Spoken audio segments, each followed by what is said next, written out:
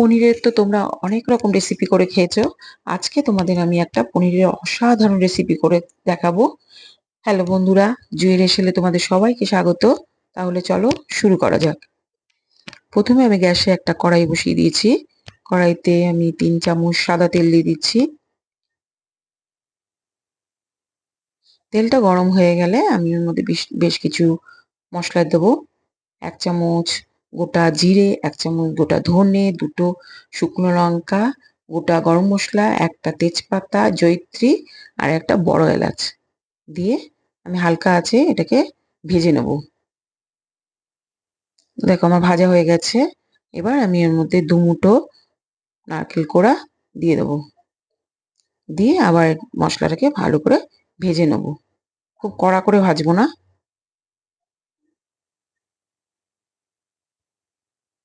মশলা আমার ভাজা হয়ে গেছে। এবার মশলাটাকে আমি একটা পাত্রে রেখে দিয়ে আরেকটা কড়াই বসিয়ে দিয়েছি। দিয়ে এর মধ্যে আবার বেশ কিছুটা সাদা তেলই দিয়ে দিচ্ছি। দিয়ে আমি কিউব করে কাটা পনির এর মধ্যে দিয়ে দিচ্ছি। উপর দিয়ে একটু শুকনো লঙ্কা দিয়ে দিচ্ছি কালারের জন্য। পনিরগুলোকে হালকা হাতে অল্প করে ভেজে নেব। ভাজা হয়ে গেছে, এবার আমি তুলে নিচ্ছি। তুলে আমি এগুলো একটা গরম জলের পাত্রে নুন দেওয়া সেখানে দিয়ে দেবো। তাহলে পনিরগুলো সফট থাকবে। আমি মিক্সিং জারে ভেজে রাখা মশলাগুলো আর কাজু, চারমগজ আর পোস্ত দিয়ে একটা পেস্ট বানিয়ে নিচ্ছি। দেখো পেস্টটা আমার বানানো হয়ে গেছে। আমি এবার 4টে টমেটো নিয়ে একটা পেস্ট বানিয়ে নিয়েছি। এবার কড়াইতে কিছুটা তেল দিয়ে আমি একটা গোটা পেঁয়াজ আর ক্যাপসিকাম টুকরো টুকরো করে কেটে নিয়েছি, সেটা হালকা করে ভেজে তুলে নেব।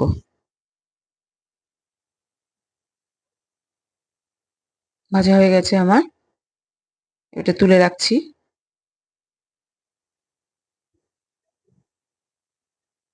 এবার কড়াইতে আমি বেশ কিছুটা তেল দিয়ে দেবো আবার।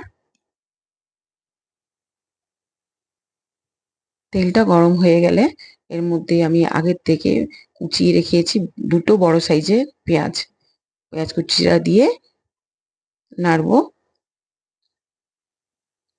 পেঁয়াজটাকে একটু ভেজে নেব। এর মধ্যে মিশিয়ে দিচ্ছি আমি 1 চামচ আদা বাটা, 1 চামচ রসুন বাটা।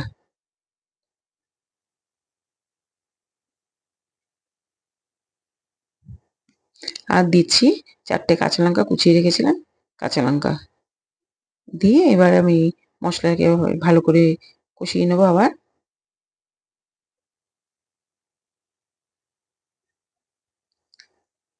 দিচ্ছি এবার টমেটো যে পেস্ট করে রেখেছিলাম সেই টমেটোর পেস্টটা দিয়ে দিলাম। টমেটো পেস্টটা এবার মশলার সাথে মেশাবো। একটু গন্ধটা চলে যাবে, গেলে আমি এর মধ্যে দিয়ে দিচ্ছি স্বাদ মতো নুন, হলুদ গুঁড়ো 1/2 চামচ, লঙ্কার গুঁড়ো দিচ্ছি 1 চামচ। দিয়ে মশলাটাকে একটু ভালো করে কষাবো।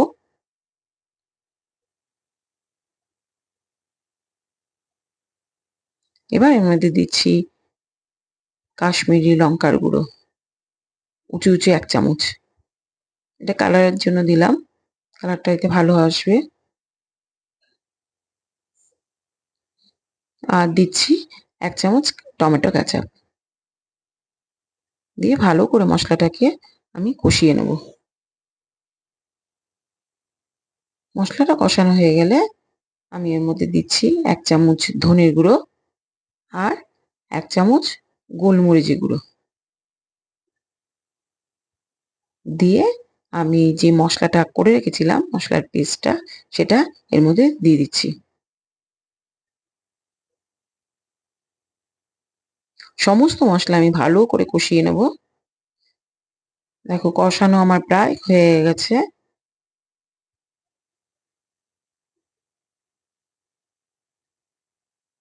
এবারে যে ভেজে রেখেছিলাম পেঁয়াজ আর ক্যাপসিকাম টুকরোগুলো, সেটা এর মধ্যে দিয়ে দিচ্ছি। দিয়ে সমস্ত মশলার সাথে মিশিয়ে দেবো। মিশিয়ে দেওয়া হয়ে গেছে। এবার আমি এর মধ্যে জল দিয়ে দিচ্ছি। জল দিয়ে পুরো মশলার সাথে মেশাবো। ঝোলটাকে আমি ফুটতে দেব। ঝোলটা ফুটে গেলে, দেখো ফুটছে, ফুটে গেলে আমি এর মধ্যে আগের থেকে যে ভেজে রেখেছিলাম পনিরগুলো এর মধ্যে দিয়ে দেবো।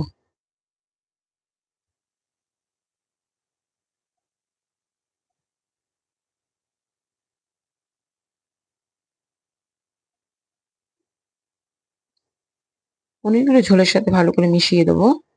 হালকা হাতে করবো যাতে পনিরগুলো ভেঙে না যায়।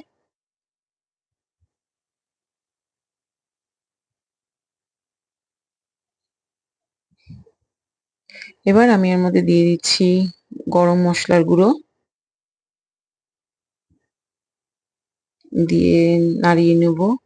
আমার পনির প্রায় হয়ে এসছে।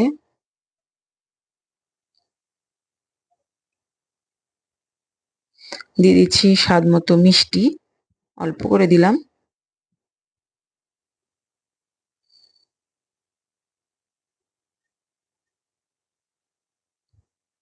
এবার দিচ্ছি আমি একটা লেবুর রস আগে থেকে করে রেখেছিলাম, সেটা এর মধ্যে দিয়ে দিলাম। দিচ্ছি হাফ বাটি ধনে পাতা কুচিয়ে রেখেছিলাম, সেটা দিচ্ছি। আর দিচ্ছি কস্তুরি মেথি, এই হাফ মুঠোর মতো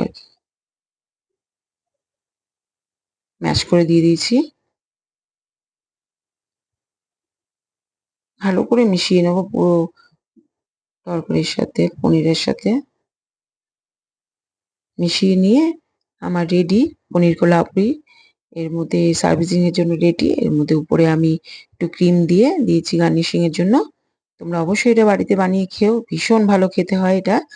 আর যদি আমার এই রেসিপিটা তোমাদের পছন্দ হয় তবে আমার চ্যানেলটিকে সাবস্ক্রাইব করো, লাইক করো, শেয়ার করো আর আমার চ্যানেলের পাশে থেকো।